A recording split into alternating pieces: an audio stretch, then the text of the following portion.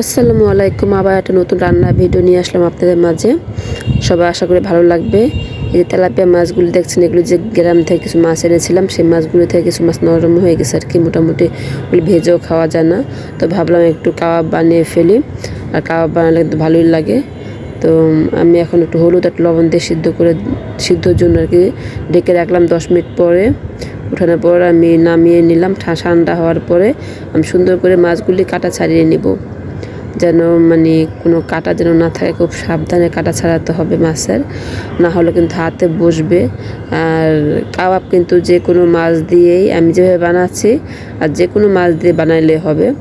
আর ঘরে থাকা যে উপকরণগুলি থাকে, যেমন কাবাব বানানোর মশলাগুলো, সেগুলো জাস্ট একটু বেটে বা ব্লেন্ডার করে নিলে হবে, আর তেমন কিছু লাগে না। আর অবশ্যই কাবাবের মধ্যে একটু পুদিনা পাতা দিলে সবচেয়ে ভালো হয়। ধনিয়া পাতা, পুদিনা পাতা দিলে কাবাবটা খেতে কিন্তু বেশি ভালো লাগে।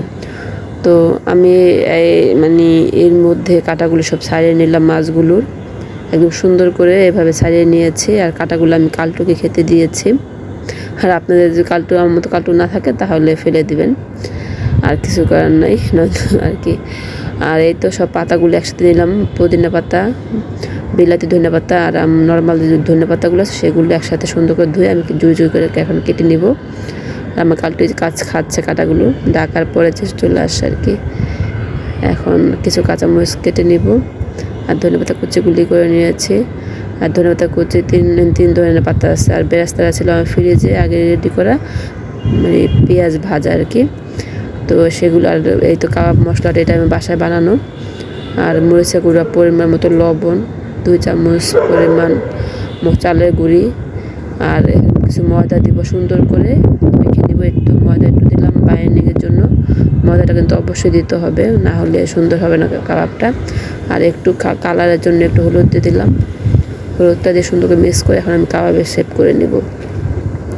আর এইভাবে কাবাবের শেপ করে কিন্তু আপনারা ইচ্ছা করলে ডিপ ফ্রিজে রেখে দিতে পারেন, পরে অল্প করে ভেজে খাওয়া যাবে। আর এটা কিন্তু, এই কাবাবটা কিন্তু গরম ভাতের সাথে বা পোলার সাথেও খাওয়া যাবে, খেতে ভালো লাগে। আর একদম মনে হয় না যেটা কোনো মাছ, খুব দারুণ হয় এভাবে কাবাব বানালে।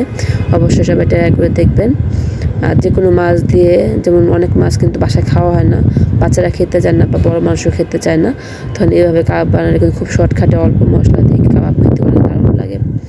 আজকে কাবাবটা রেসিপিটা কেমন লেগেছে অবশ্যই সবাই কমেন্টস করে জানাবেন। সবাইকে বলবো আমার চ্যানেলটি এখন যারা সাবস্ক্রাইব করেন, সাবস্ক্রাইব করে দেবেন। সবাই আল্লাহ হাফিজ, আসসালামু আলাইকুম।